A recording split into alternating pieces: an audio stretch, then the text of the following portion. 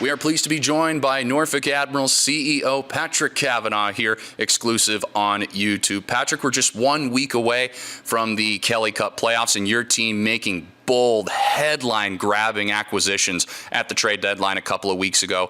Some of those names include former MVP Hank Crone, forwards Bryce, Brodzinski, and Colton, who are on American League contracts. How would you sum up how this season has gone so far, and what did these moves say about the vision of your organization? Yeah, thanks, Wes. So I'm especially proud of this season at every segment that we have gone through. As a follow-up for last year, we reached our goal to make the playoffs. We got bumped in the second round. That's something that we never lost. We lost days of sleep with that over the season, and really aimed and talked. Jeff and I spoke an awful lot about what we wanted, what missing parts of the team that we had last year that we wanted to improve this year. One thing that was consistent is we've had great people all the way, and that's what's created our success. We've had hardworking, good people that have worn the sweater for the Admirals, and that maybe brings me the most joy of everything. But as you know, Jeff and I really see eye to eye in our pursuit for an ECHL championship. That's why we're here. That's why we're doing it. Every player, I believe, gets that message loud and clear. If you watched our games this year, you've win, loss, or draw. Well, we don't have draws. We have shootouts nowadays. You see effort from our team on the road and at home. So, to fast forward to those acquisitions, in looking down the pipeline, we felt we just needed to have a punch.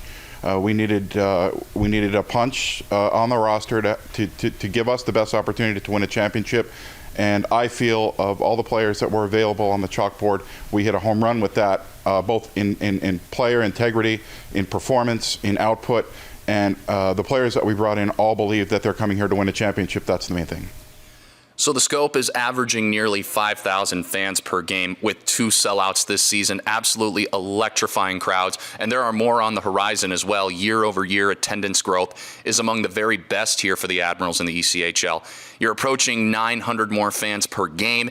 All ice level suites have been sold out with waiting lists. They're just such a hot commodity, which by many measures is the top of the ECHL. What does that say about the front office that you have, your team, and the 757 Admirals energy? Yeah, without question. We can talk about the front office in specific. However, it's the cohesion of the entire organization. To a person in our group, we just have a clear understanding of what our objectives are, what we want to do. And, we said this from the very beginning. We want this to be an extension of the 757 community. We want to represent our 757 community. We want people to have a great time when they come to the games. And we want our team to win championships. Maybe not in that order, but that's the functionality that we aim for. And what's nice is when you pass by anyone in the hallway, at the front office, or you pass by a player, you see them around, most of them will tell you the same thing. So from top to bottom, we have an understanding of what our goal is. We've had great success, especially over the last 3 years, progressively making adjustments and changes to continue to improve. And one of the things I'm proud of my staff, where you mentioned the front office staff, they are constantly reading and reacting off adjustments, even down the pipeline of small details. If you look at your broadcast, for example, of what we have done in 2 years, we're never satisfied with good. We're always approaching better. We're always making adjustments. I watched one of your games the other day on the pre-done when we got the new players, and I was so impressed that you were able to cut the video. You were show videos of the players before they got to the Admirals, and then you had the commentary with you and Brad discussing what you hope and what they expect to bring to the team. See, it's adjustments like that really make a difference for the viewer, for the people who can't come to the games, get a chance to see you on those videos and experience what we're all experiencing. And when you come to the game, it's just an exciting feeling at Scope. It's just an exciting feeling. And when the team's doing great, it just magnifies that. Yeah, it is absolutely electric at the Scope every night. Some nights it feels like it's just shaking in there. It comes to mind when Carson Musser scored that overtime winning goal against the Florida Everblades. Does this remind you of your playing days when you were here in Norfolk, and how special is that connection for you? That question always comes up, and every segment's different. The good old days weren't always good, and tomorrow isn't as bad as it seems. I think Billy Joel said that. I'll steal it from him.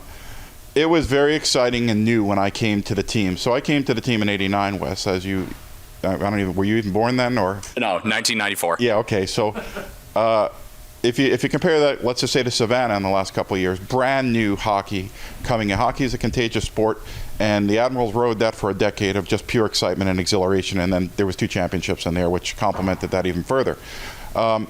hockey sells itself. It's a great sport. When you can connect to the players and connect to a goal of winning championships and make memories at the games, it explodes. And we've had ebbs and waves of that in the Hampton Roads Admirals and Norfolk Admirals franchise. But I couldn't be happier about the feeling I get when I come walking through the doors at Scope these days to watch an Admiral game. I love being there. I love sharing the experience with our fans. I love cheering and agonizing over the games and how they go through. And I do both. And very, very proud to be a part of this organization with all the people that are part of it. And as proud to share that with all the fans that come and enjoy the game with us. Brad and I often mention on the air about how you like to switch from, as you mentioned, watch the Flow broadcast in your office to going and watching the team at your ice level suite. So what is it that you're watching from each vantage point, and why do you prefer those different mixes of perspectives? Yeah, that's a great question. I oftentimes don't recognize people are observing me at the games, and that is a good observation of what I do. In fact, Jeff Leroy, who has the suite next to mine over at Big Woody's, always asked that same question. I came here to see you, where you're at. I wanted to talk to you about the game. And what's running through my mind during the game is a myriad of things that I'm always evaluating and looking at. I'm looking at the game from a player standpoint from when I played all those years. I'm looking at it from the years I coached. I'm looking at it from an owner standpoint. So as I'm watching the game, I'm watching the ice, I'm watching the crowd, I'm watching the scoreboard, I'm listening to the music that's being played. So there's so many different things I'm evaluating as I'm engaging. But oftentimes, and some of the main times I leave is to go back and leave so I can watch the game. When I'm at that suite level, there's so many amazing guests and partners that I have, and I share time with them, and I love sharing time. But there is certain times where I want to watch the game, and I want to see the subtle points of what certain players are doing and how they're reacting to pressure, whether we're up and trying to hold the lead or whether we're down and we're trying to find a lead. I'm looking for the small battles in the game. I'm looking for which players provide those battles. And in my head, I feel like I'm wearing the skates when I'm doing that, because if I do speak to the players or I speak to the coach, I want to be able to provide some insight of what I see from what I call the 200 by 85, meaning only what happens on the ice, nothing in the locker room, nothing about relationships or engagements or the effort that's being put in, pure and unedited 200 by 85 bird's eye view. So oftentimes when I'm switching, I am balancing multiple things in my head that I'm looking to achieve. And sometimes I just want to watch the game, and other times I want to be there right in the mix of it with all the fans. You mentioned the name Jeff Carr, and we had a nice conversation about him last season, about what he means to this team. It's clear that you have a strong connection with him, this entire coaching staff, and the entire Norfolk Admirals family, obviously. So how important is it to you that being a Norfolk Admiral is not just a job, but an unforgettable experience? That is so you're making a statement with that question there, and it's a great question and it's a great statement.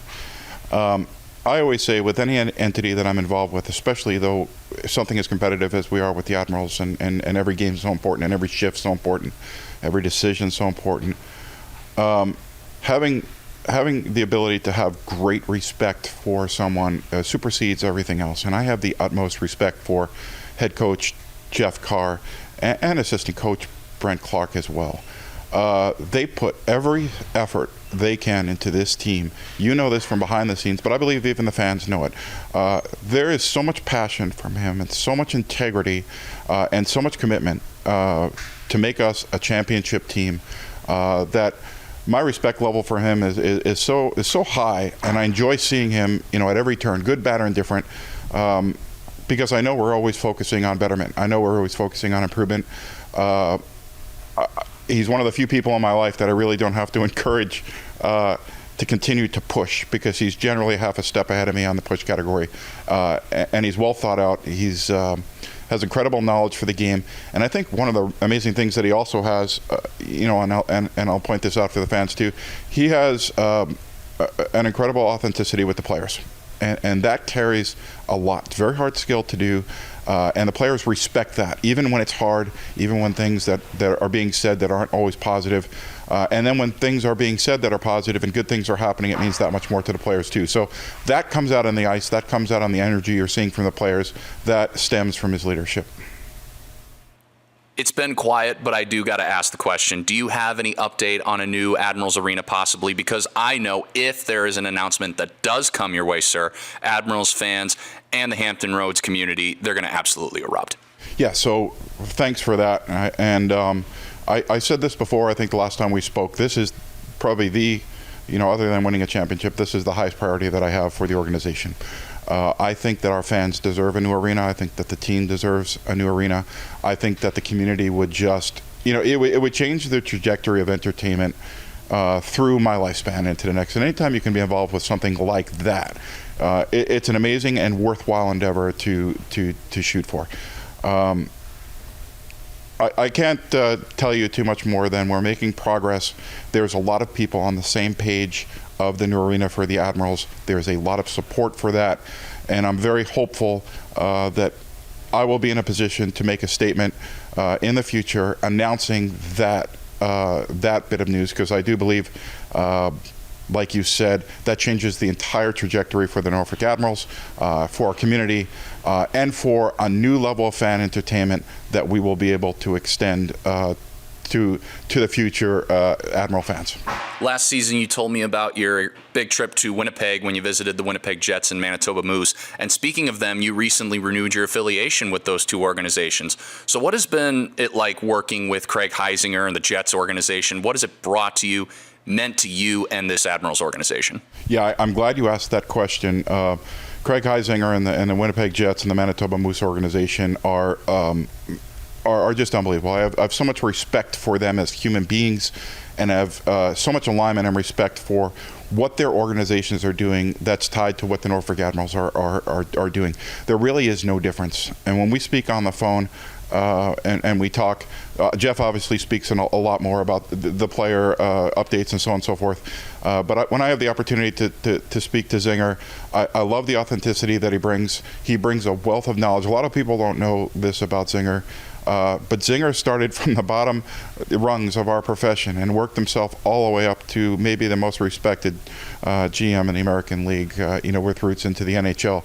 That doesn't happen unless you're an extraordinary person with great passion and commitment. And so to even share in that, and he would never talk about it, he's a humble guy and things like that, but even to share in that is a blessing and an opportunity for fellowship and greatness that doesn't happen every day.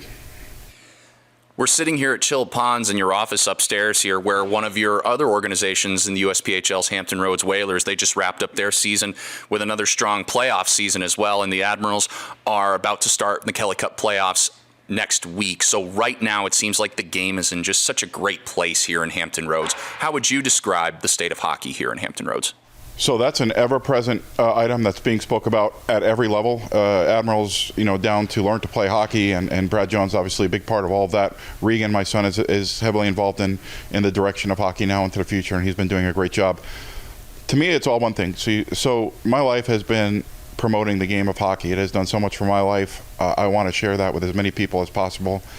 We've been doing that consistently for the better part of 25 years. So the Whalers have really set themselves a gold standard at the level we've at long time ago, when it said it couldn't be done. We bridged the gap to NCAA hockey from the area. We're very, very proud of that. Our Whalers at the junior level did a great job this year, improving and moving forth. That's the biggest junior league in the world. So, to win championships is extraordinary, and we've won several of them in the past, and we aim to get back to that in the future. But we made a lot of strides with that team this year. And even going down to the youth levels, I'm really happy with the way that our travel teams are operating. Our house league is operating great, and then the programs that are leading into it. Our Try Hockey for Free, our Learn to Play Hockey, our Hockey Academy that allows them to go from the Learn to Play to a team in September is a big part of our development lines. And I'll say this: it really comes all together. Regan played a little bit last year and made the jump, and Oz is doing so great, and we talk about him so often, and to see a player that started with the objectives that we had way back when, and to be able to go to Norfolk Scope and watch Brandon Osmondson play hockey with the spirit and belief that he's got in his body is encouraging. I mean, if you haven't tried playing hockey and you go and you watch Brandon Osmondson play at the Scope, you probably want to go try play hockey tomorrow. And so we keep that in mind. We're very, very proud that circle has been completed. We're very proud of every shift that he takes. And you know what? we're looking forward to an expansion in the ice rink, segment. We're looking forward to making more Brandon Osmondsons in the future. So, we live and breathe for that. The state of hockey is great in Hampton Roads, and we want to continue to better that.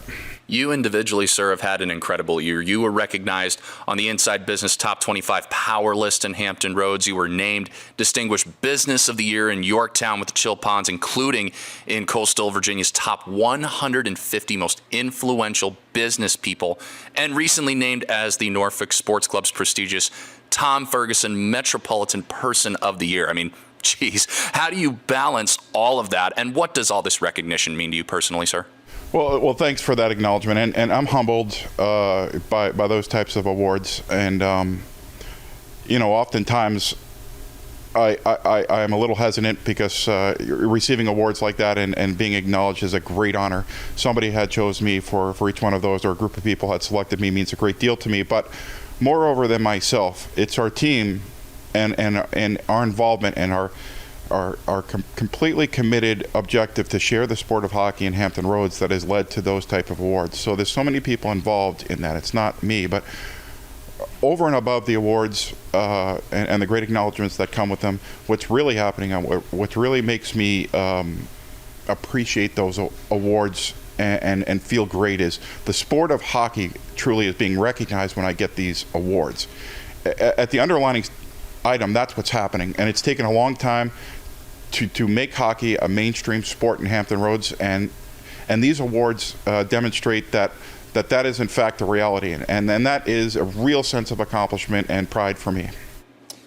Last question for you.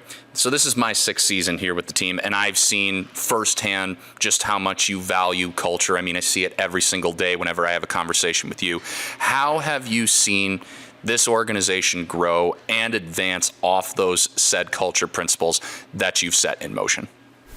Thank you for that, Weston, and I have to give you a lot of credit, and your craft has grown so much, but you've been with this organization from thin to thick. It was a very difficult couple of years to start this organization when you got it, and you bore through. Your part in the program has been noted and is the reason why this organization continues to grow. I think when someone like yourself, and we have several now in the organization, and even look at, if you want to even go to, say, Chill Ponds and Brad Jones and how long he's been here, when certain people really believe in a culture and really believe in what I say, respect and an equal line on what the goal is, and they buy in, it's an authentic experience that you can't manufacture, you can't make. I've talked about this before, and that's where culture comes from. It isn't from stated things on a wall per se, or getaways or retreats or a lot of things. All those could add to culture. But culture is walking into the room like you did today and said, "Hey, Patrick, I'd like to do an interview and talk to you about a few things." I said, "I can't wait to see you, Wes. Come on up and let's do this." So you multiply that times, the 50, 100, 150 people that we now have that are involved directly in the Admirals and Chill Ponds and the Whalers, and everybody feels that way. Well, then that's a great culture, isn't it? That's a place where you like to be. And if you like to be someplace and you're passionate about the results, good things happen. And we're experiencing that every day now. Thank you for your kind words, sir. I appreciate it. Look forward to chatting in a couple more months as this playoff run goes along. Good luck to you and your team here over the next few. We're sharing it. It's the journey together. We're sharing it. Thanks, Weston.